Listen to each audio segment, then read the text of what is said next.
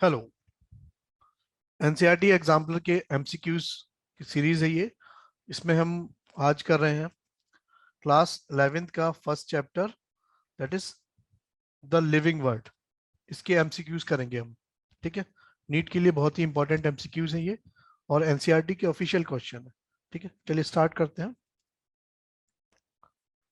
First question उसने कहा है, as we go from species to kingdom in a taxonomic hierarchy, the number of common character. ठीक है, वो कह रहा है कि अगर हम स्पीसीज से किंगडम की तरफ जा रहे हैं तो नंबर ऑफ कॉमन करेक्टर क्या होंगे? Will decrease, will increase, remain same, और ऑप्शन डी है मे इंक्रीज और डिक्रीज। तो हमने पढ़ा था भाई क्लासिफिकेशन में, जब हम स्पीसीज से किंगडम की तरफ जाते हैं तो नंबर ऑफ कॉमन करेक्टर कैसे होते हैं?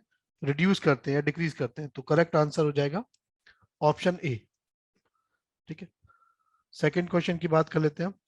Which of the following suffix used for unit of classification in plants indicate a taxonomic category of family। तो कह रहा है कि भाई फैमिली के लिए हम क्या सफिक्स यूज करते हैं इन केस ऑफ प्लांट। तो हमें मालूम है कि फैमिली के लिए जो हम सफिक्स यूज करते हैं वो क्या होता है? एसी। तो ऑप्शन सी इज करेक्ट।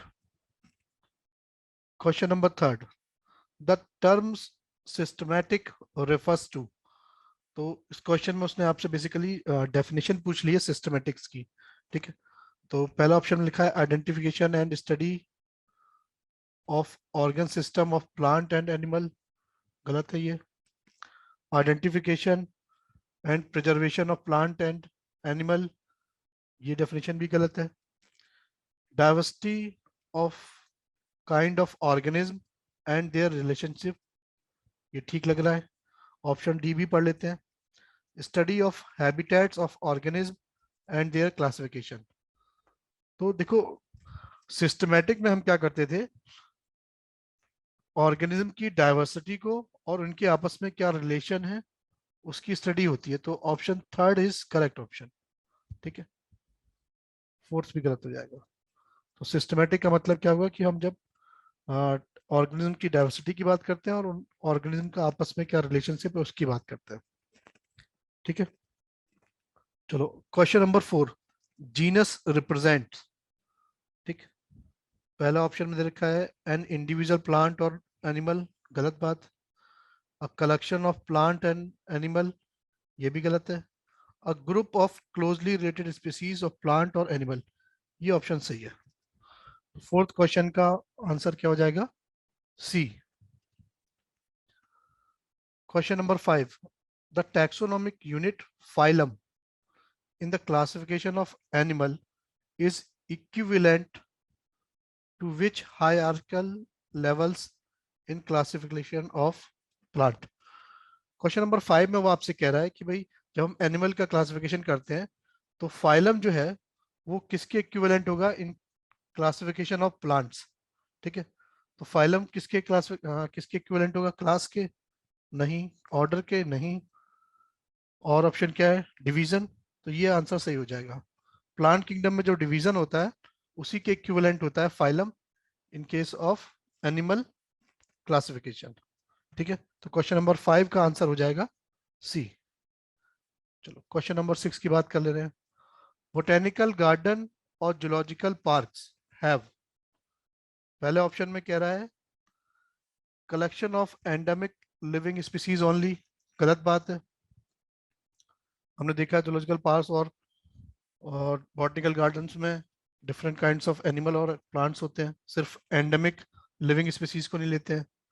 ठीक है, collection of exotic living species only, ये भी गलत बात है।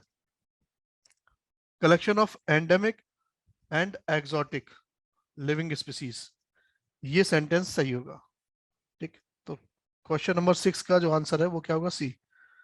क्योंकि क्वेश्चन नंबर सिक्स का जो ऑप्शन डी है ओनली लोकल प्लांट्स और एनिमल, ये भी गलत है।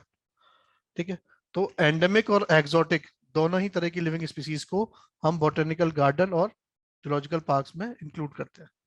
ठीक है, question number seven, question number 7 वो कह रहा है टैक्सोनॉमिक की is one of the taxonomic tool in the identification and classification of plants and animal.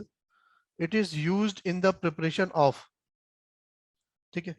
तो कह रहा है कि जो की होता है वो की भी क्या एक टैक्सोनॉमिकल एड है या टूल है, और वो हेल्प करता है identification and classification of plants and animal. फिर पूछ रहा है कि वो की का यूज हम करते हैं इन द प्रिपरेशन ऑफ, की का यूज हम किसके प्रिपरेशन के लिए करते हैं, ठीक है। तो मोनोग्राफ के लिए कर सकते हैं, बिल्कुल कर सकते हैं। फ्लोरा के लिए कर सकते हैं, हाँ, बिल्कुल कर सकते हैं। ऑप्शन सी कह रहा है बोथ, और ऑप्शन डी कह रहा है नन। तो भाई की का यूज क्या करते हैं, की का काम क्या भाई, आइडेंटिफिकेशन और क्लासिफिकेशन कराना प्लांट्स का और एनिमल का, है ना।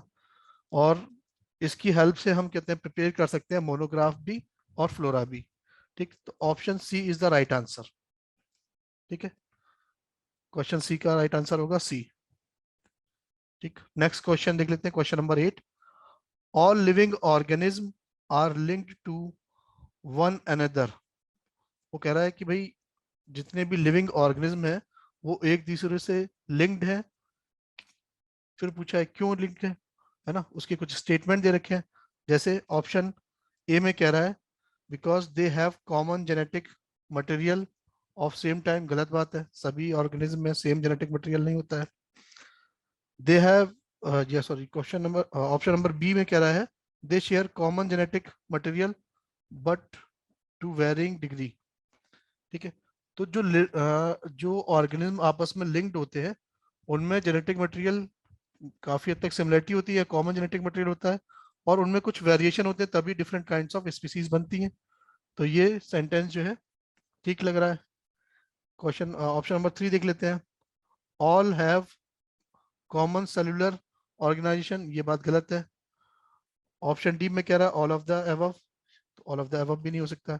हेंस क्वेश्चन नंबर 8 का जो राइट आंसर है वो है B, they share common genetic material but to varying degree, ठीक है। ऐसे ऑर्गेनिज्म जो क्लोजली रिलेटेड हैं, जो लिंक्ड है आपस में, उनमें क्या है जेनेटिक मटेरियल कॉमन होगा, कुछ वेरिएशन होगा, ठीक है। चलो क्वेश्चन नंबर 9 की बात कर लेते हैं। क्वेश्चन नंबर 9 में कह रहा है which of the following is a defining feature, sorry, defining characteristic of living organism, ठीक है।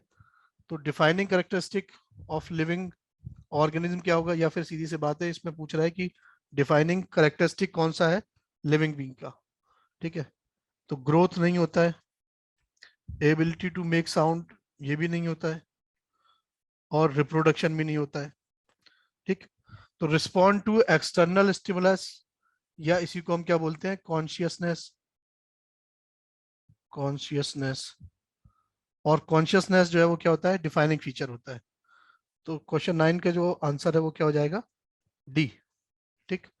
क्वेश्चन नंबर 10 में वो कह रहा है match the following and choose the correct option. उसने मैच द फॉलोइंग के लिए दे रखा है आपको, तो एक दो कॉलम दे रखे हैं, उनको आपस में मैच करना है। तो फैमिली को अगर हम मैच कराएंगे, उसके ऑप्शन आगे दे रखे हैं, ठीक है। चलो यहीं से पहले इसको देख लेते हैं। जीनस की बात करें, सॉरी, फैमिली की बात करें तो फैमिली क्या हो जाएगी सोलिनेसी हो जाएगी, ठीक है, पूरा लिखा नहीं है यहाँ पर। किंगडम की बात करेंगे तो किंगडम क्या हो जाएगा प्लांटी हो जाएगा। ऑर्डर की बात करेंगे तो ऑर्डर हो जाएगा पॉलीमोनियल्स। स्पीसीज की बात करेंगे तो हो जाएगा ट्यूबरोसम। जीनस की बात करेंगे तो सोलेनम। तो हम देख लेते हैं कि ऐसा कोई ऑप्शन है कि नहीं। ए के साथ क्या है 5, हाँ ठीक है। बी के साथ 4, सी के साथ सेकेंड, और डी के साथ 1। तो इसका यही करेक्ट आंसर हो जाएगा, 10th का ए हो जाएगा करेक्ट आंसर, ठीक है। चलो, तो एनसीईआरटी एग्जाम्पलर के क्लास 11 का चैप्टर नंबर 1 लिविंग वर्ड के क्वेश्चन हमने कंप्लीट कर लिए हैं, एमसीक्यूज क्वेश्चन कंप्लीट कर लिए हैं, ठीक है। नेक्स्ट लेक्चर में एक नया चैप्टर लेकर आएंगे। Thank you.